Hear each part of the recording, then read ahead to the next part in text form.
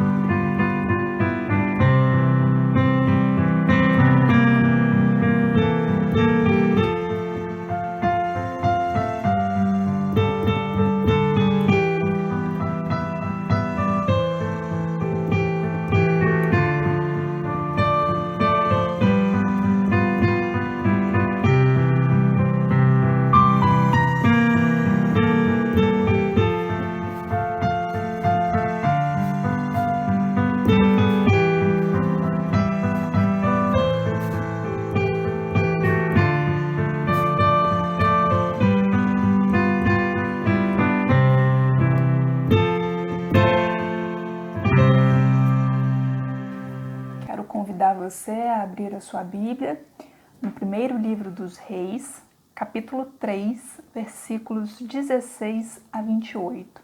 Primeiro livro dos Reis, capítulo 3, versículos 16 a 28. Vai dizer assim: Certo dia, duas prostitutas apresentaram-se diante do rei Salomão e uma delas disse: Ó rei Salomão, eu e esta mulher moramos na mesma casa. Eu dei à luz a um menino e ela estava comigo. 2 dias depois do nascimento do meu filho, ela também deu à luz um menino. Somente nós duas estávamos na casa, não havia mais ninguém lá. Uma noite, ela rolou sem querer sobre o seu filho e o sufocou. Então levantou-se durante a noite, enquanto eu dormia, pegou o meu filho e o colocou na cama dela. Depois colocou o menino morto nos meus braços.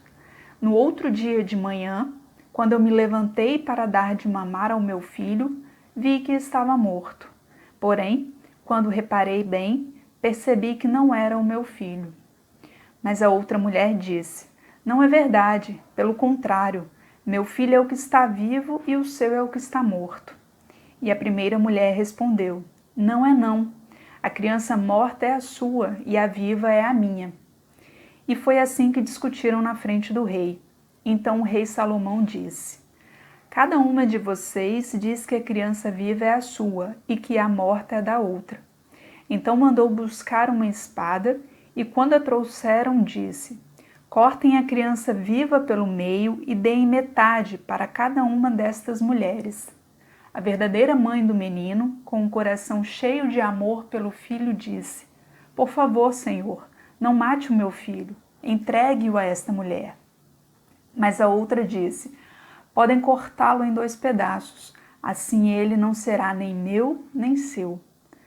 Aí Salomão disse: não matem a criança, entreguem o menino à primeira mulher, porque ela é a mãe dele. Todo o povo de Israel soube dessa decisão do rei Salomão, e aí todos sentiram um grande respeito por ele, pois viram que Deus lhe tinha dado sabedoria para julgar com justiça. Essa passagem bíblica é uma passagem bem conhecida entre nós. Até onde eu sei, foi um dos primeiros julgamentos de Salomão enquanto rei, e ele aconteceu depois do rei Salomão ter recebido sabedoria do próprio Deus. E ela vai nos ajudar a lembrar sobre uma outra decisão difícil, que foi a de Deus por nossas vidas ao entregar Jesus à cruz. Então, no versículo 27 do trecho que acabamos de ler, diz assim: não matem a criança, entreguem o menino à primeira mulher, porque ela é a mãe dele. A sabedoria que Deus havia dado ao rei Salomão precisa ser posta em prática. Salomão tinha um caso muito difícil para julgar. 2 mulheres disputando o mesmo bebê e cada uma alegando que aquele era seu filho. Qual delas estava falando a verdade? Deus também teve que tomar uma decisão muito difícil. Quando Adão e Eva desobedeceram a Deus e pecaram, esse pecado passou como herança a toda a humanidade. Não se trata de um problema simples que algum ser humano poderia resolver. Deus mesmo precisava tomar uma providência. Ele prometeu enviar ao mundo o Salvador, conforme a gente lê em Isaías. Esse Salvador é o próprio Filho de Deus, Jesus Cristo.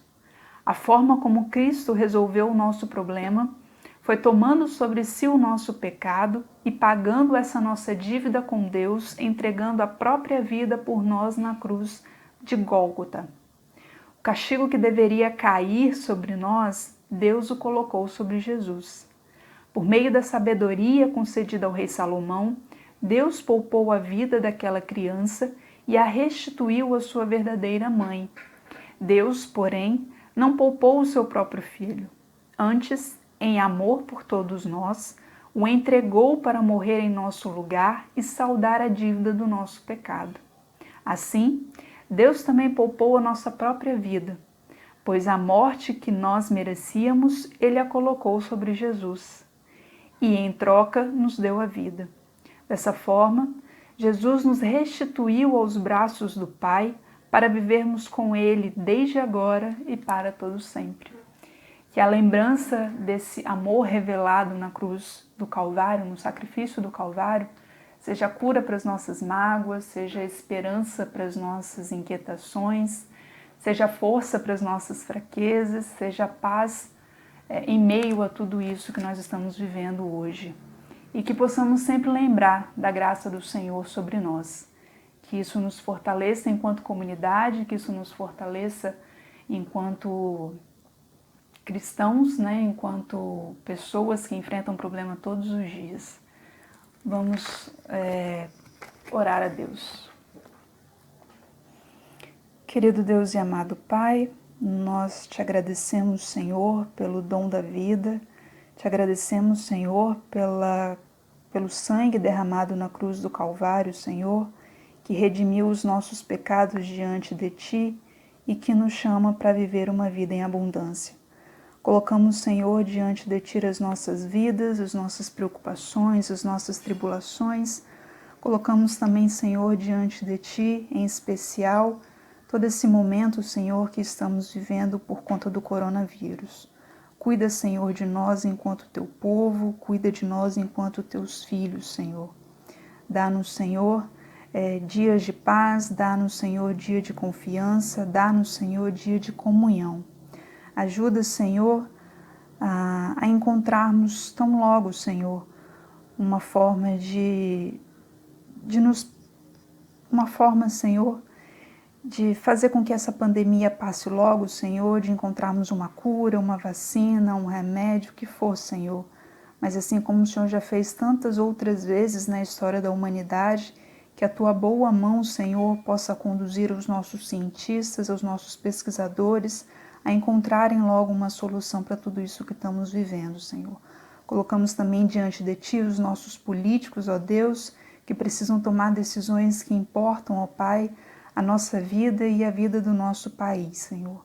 Colocamos diante de Ti os nossos irmãos da comunidade. Te agradecemos, Senhor, pelas bênçãos que temos recebido de Ti, pelas nossas saúdes restauradas, Senhor.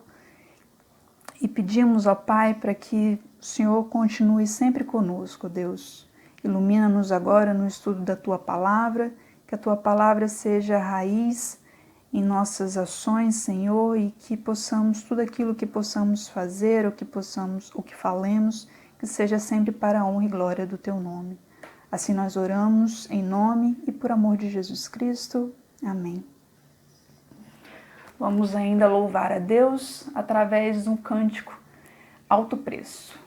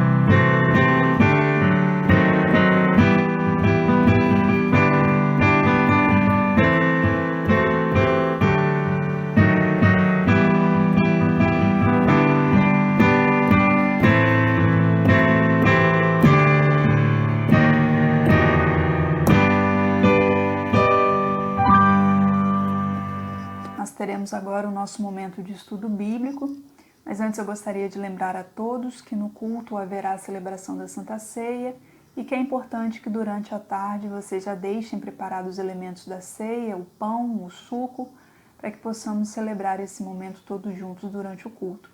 E também pedir que não deixem de assistir o boletim online, que vai ter os nossos avisos da comunidade e também o registro dos aniversariantes. Desejo a todos uma excelente tarde, que Deus os abençoe.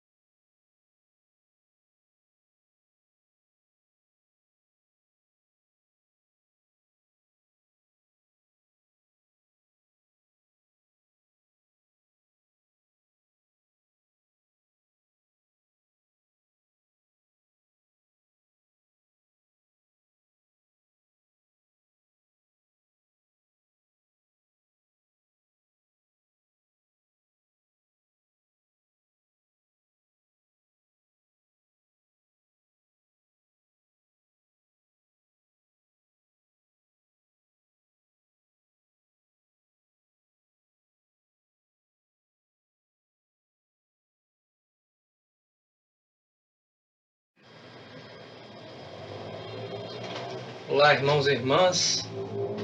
Nós temos um desafio diferente hoje, um breve estudo sobre lei.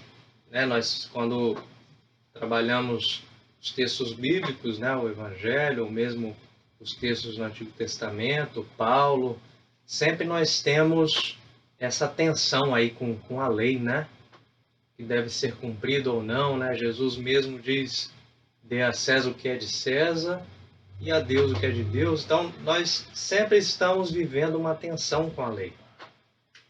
E eu quero propor, então, para nós um breve estudo que ele tem como título Como ser justo e moral e evitar o pecado apesar da lei.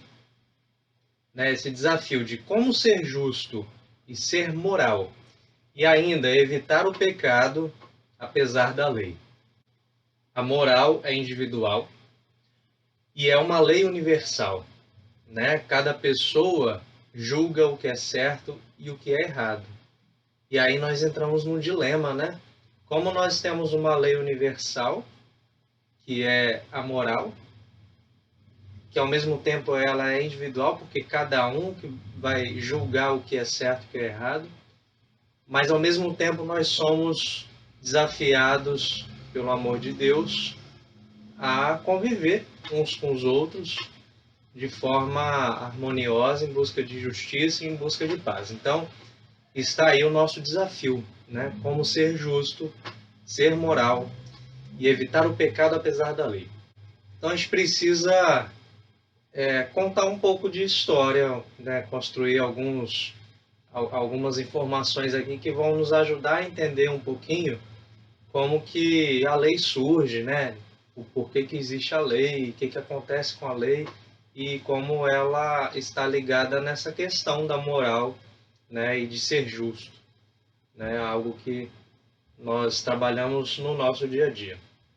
Então, a noção de lei nasce junto com os mais antigos vestígios de religião. Tais resquícios remontam às religiões tribais. As tribos ao redor do mundo, assim como as tribos cananeias, na região de Canaã, lá muito antes de Abraão. Cada uma dessas tribos, em seu tempo, experimentaram alguma religião ou alguma lei primordial. Em algum momento aí na história da humanidade, essas tribos começaram a experimentar alguma lei primordial. Aborígenes da Austrália descrevem uma lei dada desde o início pelos espíritos ancestrais, transmitidas de uma geração a outra oralmente, e em cerimônias que incluem artes diversas como danças, cânticos, mitos, pintura corporal, desenhos na areia e objetos sagrados.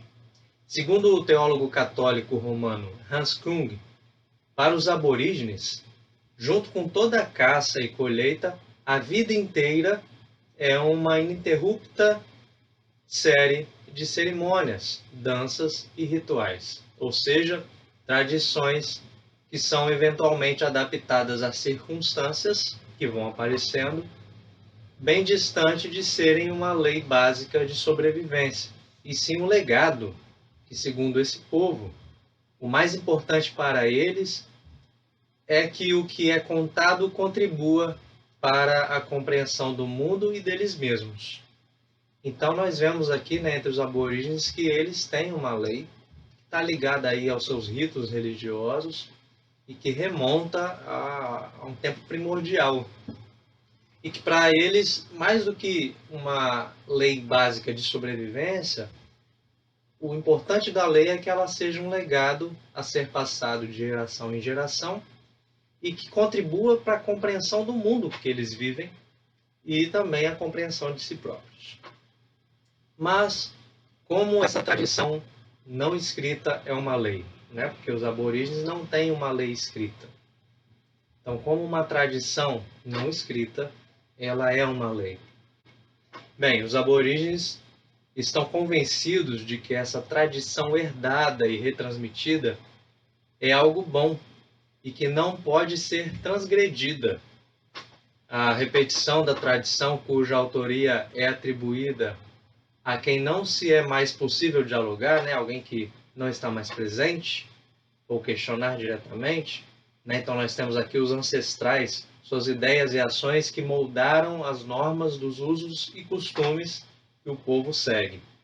Então a repetição dessa tradição é o poder da própria lei, que deixa de ser humana e falha, para assumir uma qualidade de sagrada, isto é, passível de ser temida e intocada. Então a gente percebe que a lei não escrita, ela ganha essa áurea de poder, de algo que está acima do plano humano, já lá nas tribos aborígenes.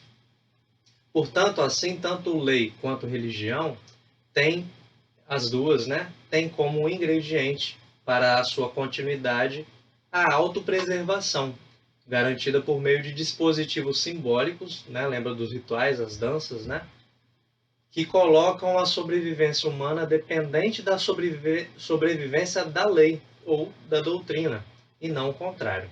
Então a gente percebe que a lei ela ganha um status acima da sobrevivência humana e inverte aí, né, essa prioridade. Né? Não é a sobrevivência humana que vem como prioridade, mas sim a sobrevivência da lei, que na crença dos povos é que vai garantir a sobrevivência dos seres humanos que seguem essa lei. Os seres humanos definitivamente não são obedientes a qualquer lei, nós sabemos disso. Né? Nós não somos obedientes às leis, sejam leis humanas ou divinas. Nos tempos de Adão e Eva, fica claro que a única lei a ser respeitada é a da preservação da espécie. E aí a gente se pergunta como assim a única lei é a da preservação da espécie? Como que isso aparece lá para Adão e Eva? Então a gente pode lembrar que no início ali em Gênesis, né, a criação, Deus cria homem e mulher e dá uma ordem, né, que eles se reproduzem, povoem a terra, né, o mundo conhecido. Então, o rabino Newton Bonder, na obra A Alma e Moral, Traição e Tradição através dos Tempos, ele diz o seguinte: a moral de Adão e Eva, que os proibia de provar da árvore, precisou ser rompida para que a verdadeira continuidade da espécie humana pudesse ocorrer. Então, olha que interessante, né? Nós temos uma tensão aí de moral, de ser justo, né? De lei. Começa a aparecer aí essa tensão e como que a vida pode continuar, como é que os prazeres, os desejos podem ganhar vida, serem realizados diante de uma lei. Né? Então, Adão e Eva mostram isso. Eles são essa figura que começam a burlar uma lei para cumprir outra. Né? Deus deu uma ordem de povoar. E como que povoa? Né? Nós sabemos que eles precisariam se deitar, ter relações sexuais para poder se reproduzir. Mas houve uma outra lei, né? Não podem provar daquele fruto sagrado, né? Eles não podiam conhecer a vergonha um do outro, né? Então nós temos aí essa interessante visão do rabino Newton Bonder que mostra que eles precisaram romper com uma lei para dar continuidade e cumprir com a lei que Deus havia dado. Há muitos outros episódios bíblicos de ruptura legal. Por exemplo, o nascimento de Jesus está situado num momento importante, de importante modificação da lei. Tradicionalmente, os direitos, títulos, a identidade atendiam a uma relação patrilinear, de pai para filho. E foi ameaçada a partir da dominação romana, exigindo que tornasse, então, uma relação matrilinear. O estupro tinha significado simbólico de fazer uso da nação conquistada, pois ao tomar as filhas do país invadido, descontinuava-se, né? Acabava com a continuidade e a descendência e consequentemente, a identidade do povo, né? Daquele povo, era gradativamente destruída. Então, os romanos eles faziam isso, né? Outros povos também invadiam e dominavam de maneira visceral, de maneira total, né? Os corpos, as mentes, as almas, da maneira como a gente quiser pensar, aquele povo, justamente estuprando as mulheres a fim de acabar com qualquer vínculo, né? Tanto cultural, quanto físico, quanto dos traços, né? daquela nação. Então fica nítido que agora não se trata simplesmente de romper com uma lei, mas adaptá-la para uma nova realidade, legalizando aquilo que simbolicamente garante a continuidade do povo de Israel. Então, os direitos, títulos e identidade passam a atender uma relação entre a mãe e a criança gerada. Então, interessante como que Israel reformula suas leis para não perder sua identidade, ainda que estivesse ali tendo uma mudança física, né, genética, né, o DNA de outro povo se misturando e tudo mais.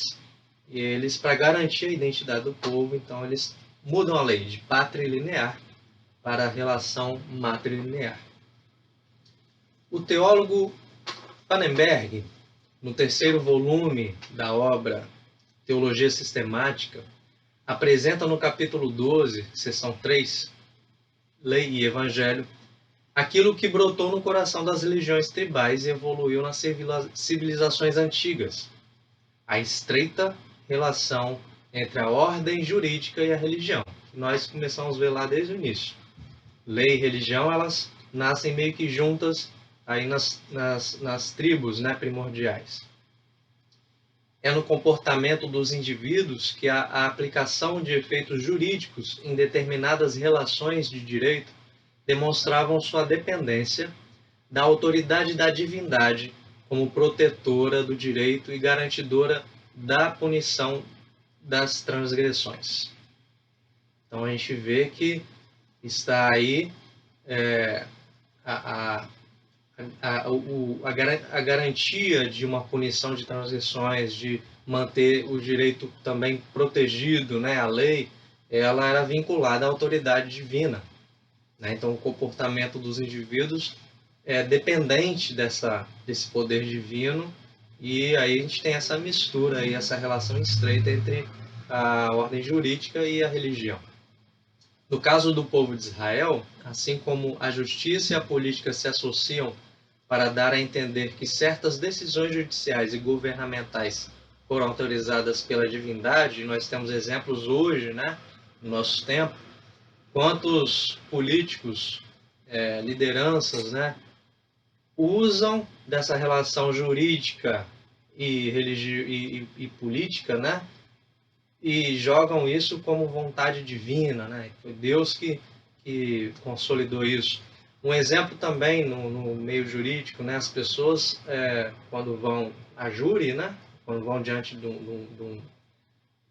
um juiz, elas fazem o juramento colocando a mão sobre uma Bíblia, dizendo que vão dizer a verdade. Isso é o quê?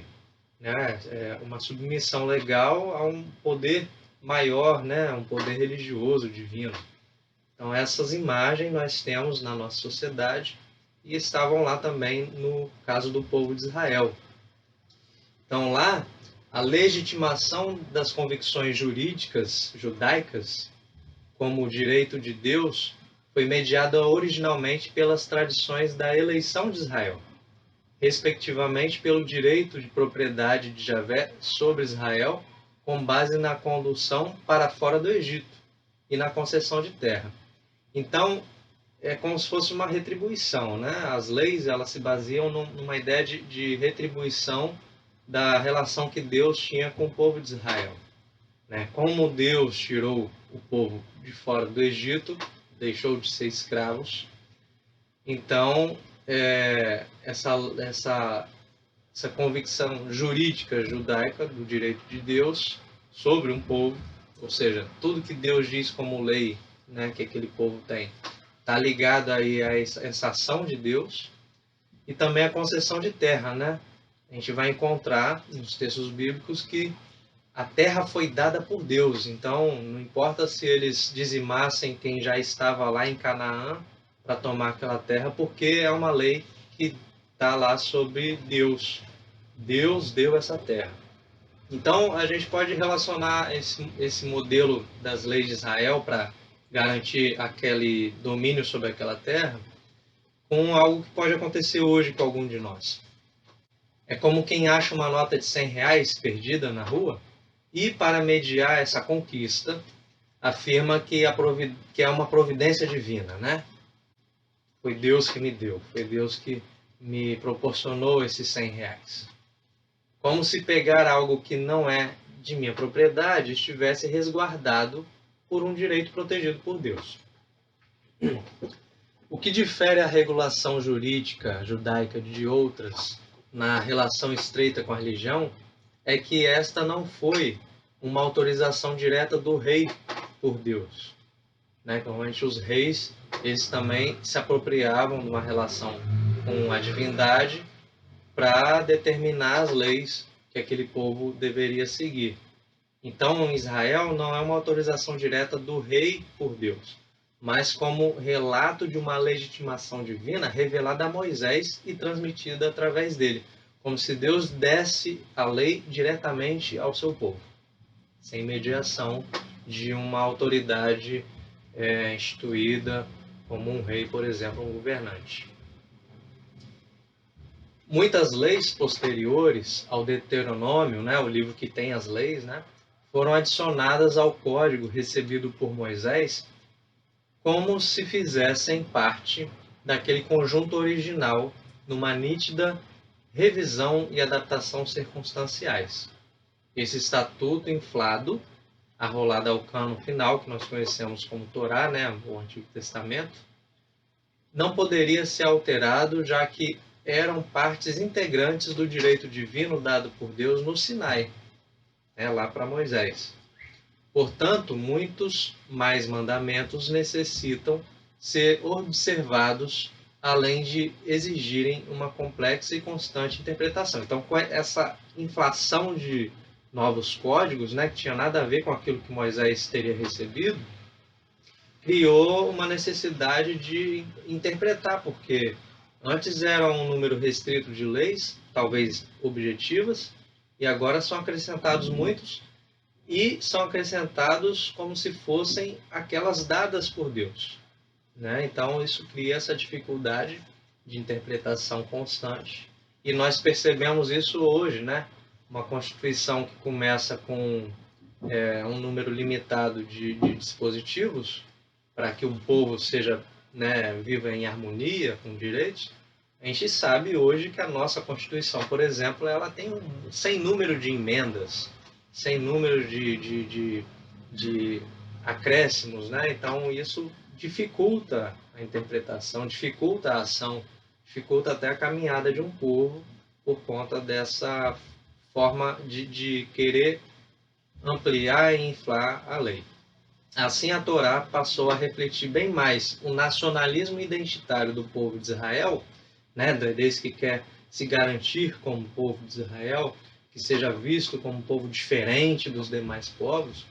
Então, assim, a Torá passou a refletir bem mais esse nacionalismo identitário, ao invés de apresentar como expressão de validade geral da vontade do direito de Deus único de todos os seres humanos.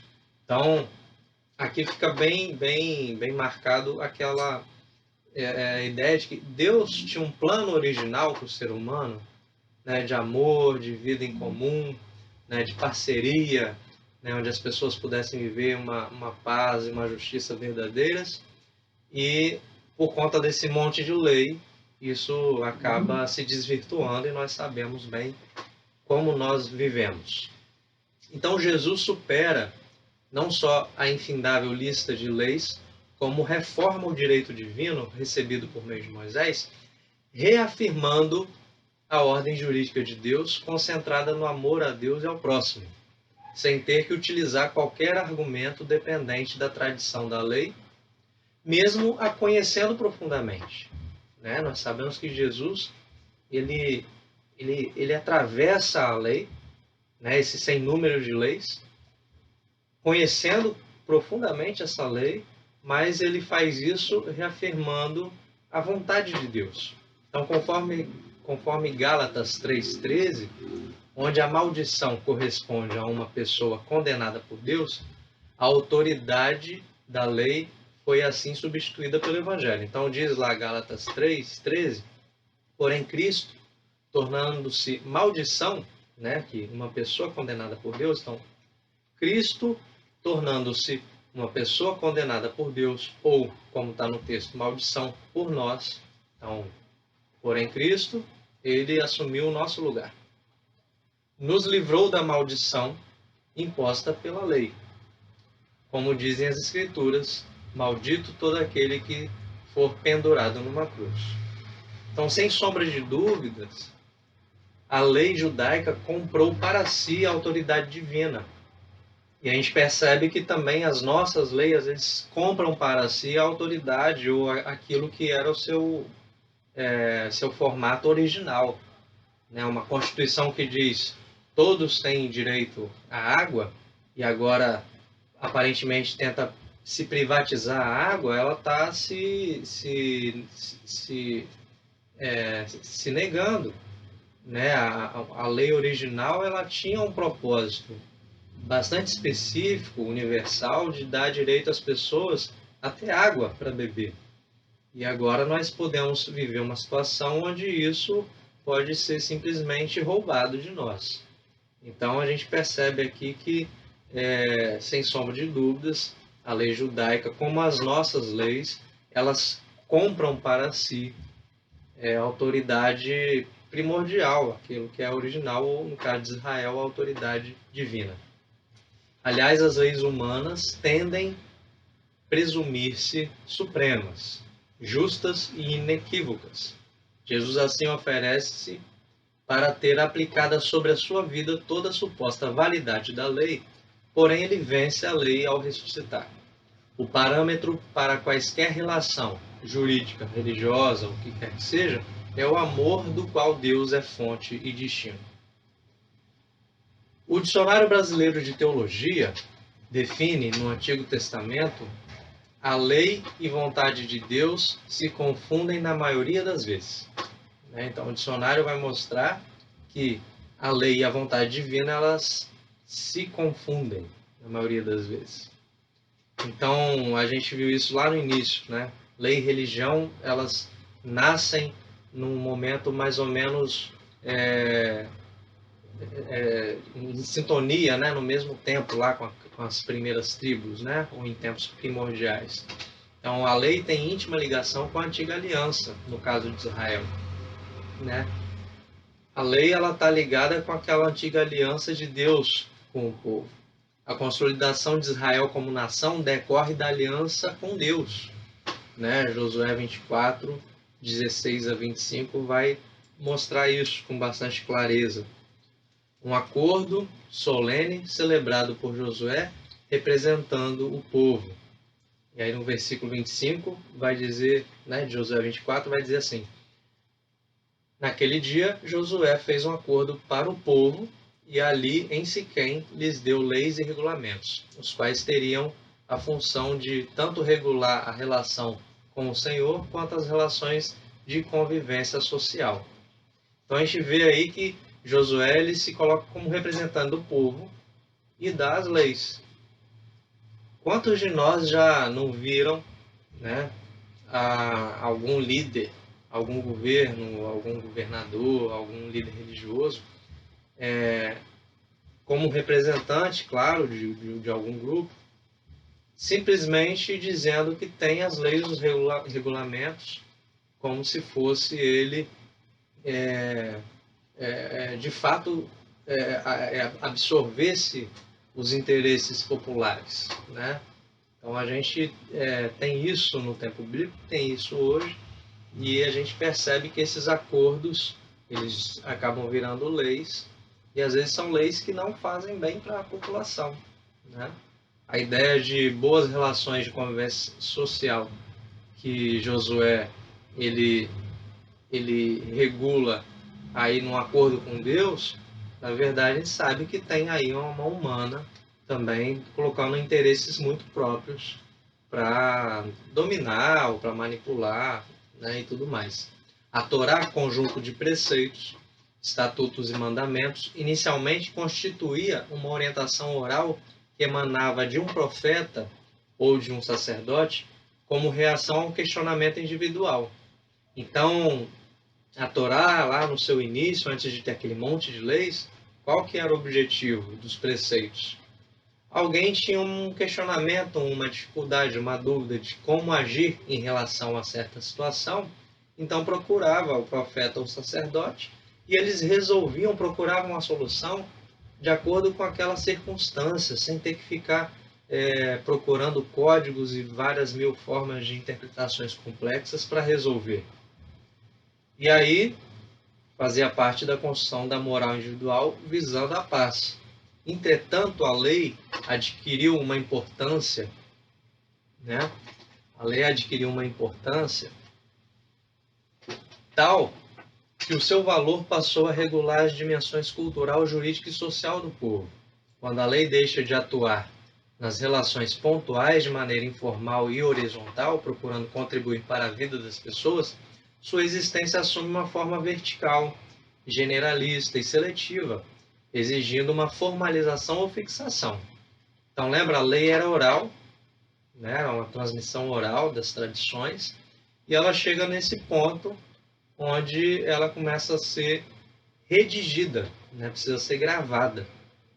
Então, daí a função da lei para Israel ganha caráter de misericórdia divina, representando uma graça para o povo, mostrando que não há oposição entre lei e graça no Antigo Testamento como há no Novo. Então, chega um momento que a lei escrita, segundo a vontade dos homens, logicamente, ela representa a misericórdia divina, é como se fosse a própria ação de graça de Deus. Mas nós sabemos que nesse momento de formalização, a Torá, as leis já estão inchadas, complexas, cheias de divergências e certamente não representam a graça de Deus. A lei é assumida na Antiga Aliança como um atributo divino, um caráter absoluto e a manifestação da bondade divina que carrega consigo a história do relacionamento entre Israel e Deus. E aí, de ensino e orientação, a lei adquire atributos de legalismo vazio e formalismo estreito. Então, essa inversão que acontece. Aquela lei original, que tinha como objetivo a paz, né, a boa convivência, ela é totalmente minada por vontades egoístas, passando a ser formalistas, legalistas, e perdem totalmente essa relação fundante com aquilo que é divino. Passa de um meio de justiça e misericórdia a um fardo pesado demais para as pessoas carregarem. Caminhando para a nova aliança, encontramos uma ressignificação de seu status de vontade perene de Deus presente na lei dos profetas. O Novo Testamento ele se refere não à Torá, mas chama aquele grupo de preceitos de a lei e os profetas. E definitivamente coloca esse conjunto de normas jurídicas e morais em oposição à graça de Cristo ou à vontade soberana de Deus. A antiga lei não deve ser abolida porque o seu valor não desaparece com a graça. Então, a ideia de Jesus e o que o Novo Testamento traz, né, as boas novas, não é essa colisão com a lei, né, a oposição da graça de Deus à lei, à antiga aliança, não é para resultar numa colisão a fim de que uma derrote a outra, mas a ideia é de que essa oposição vai revelar e mostrar o amor de Deus e as suas intenções fundantes, né, originais. Então, há um novo ingrediente aí no Evangelho da Graça para que ele passe a ser a nova lei sem extinguir a leitura da antiga lei. E qual é esse ingrediente? A vida de Jesus, que estimula as pessoas a buscarem a perfeição de Deus no relacionamento com o próximo. E mantém as orientações de que se cumpra a lei e que a conheça, e que se faça a nova interpretação dela. Então Jesus ele transgride a lei, ou a gente poderia dizer mais moderadamente, né? Porque talvez alguém não goste de ouvir que Jesus ele é um transgressor. Então ele dá um passo além da lei. Então o Mestre Salvador promulga que o que liberta o ser humano não é a obediência às prescrições legais, mas sim a adesão ao reino de Deus manifesto no amor de Jesus Cristo. Isto é, a nova lei se cumpre na prática do amor em reação ao amor primeiro de Deus manifesto em Jesus Cristo e mantido pela presença do Espírito Santo. Então a gente vê claramente que houve uma inversão, né, daquela lei original, né, o seu propósito fundante deixou de existir, foi totalmente mudado para uma dimensão de puro egoísmo, né, de maldade. E agora Jesus ele reverte isso, mas ele reverte de uma forma não agressiva, né, não deletéria, que não tem a ver com a extinção da lei ou do pensamento de alguns que definiram aquelas leis. Aqui é uma prática de amor, né? Uma prática de amor, né? Cumprir o amor em reação ao primeiro amor de Deus para com toda a sua criação.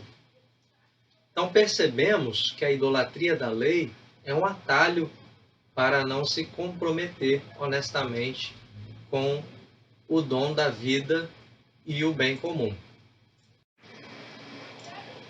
É o moralismo, escolha de quem prefere pular as etapas desafiadoras dos riscos e das incertezas para acolher o que é fácil, comprável por preço barato pelos charlatões políticos, dos telejornais e das religiões. O moralista não é transgressor. É um consumidor que se satisfaz das certezas compartilhadas apenas pelo seu grupo ou classe social. A lei funciona para pessoas moralistas como uma muleta para o falso aleijado, uma convivência facilmente reajustável para manter uma confortável hipocrisia moral e justa. A propósito, não dê esmolas. Compartilhe o que você tem de coração para coração, pois assim você não dá continuidade à situação de desigualdade, à distância entre um benfeitor e um beneficiário, explorador e explorado. Porque a gente sabe que a lei, para quem é moralista, vai colocar nessa situação que tem que ser sempre de conforto, sempre de atalho, onde você não precisa se comprometer. O que é justo e moral, segundo o sociólogo Gessé Souza, é algo construído progressivamente, uma caminhada contínua de experiências desafiadoras do dia a dia através de um processo de aprendizado doloroso, por meio do qual se reconhece, no melhor dos casos, nosso próprio envolvimento em tudo aquilo que criticamos da boca para fora. Aprender essa moral, assumi-la, requer de cada um de nós reconhecer que o mal nos habita a todos e que só nos livramos dele, e ainda assim apenas parcialmente, sob o custo de uma vida de vigilância eterna. Se nós não vigiamos quando nós estamos colocando esse mal como ódio, né? Como querer oprimir os outros, se nós não vigiarmos para evitar isso, certamente vamos ser moralistas e vamos querer procurar atalhos, não correr os riscos, né? Então é muito importante prestar atenção nesse aspecto da lei, né? A lei, se nós nos deixamos ser levados pela lei, conduzidos pela lei, nós nos tornamos moralistas, legalistas e, de fato, o mal que habita em nós vai sempre prevalecer e nos afogar e afogar outros no ódio. O pecado e a lei são inevitáveis, né? Então estamos aqui retomando lá o nosso título. O pecado e a lei são inevitáveis? Jesus Cristo ensina que ambos podem ser transgredidos para sermos morais e justos, conforme o amor de Deus. Burlar o pecado é não se conformar com a lei do egoísmo, por exemplo. Evitar a lei é desconfiar da maneira como me comporto em relação aos meus semelhantes.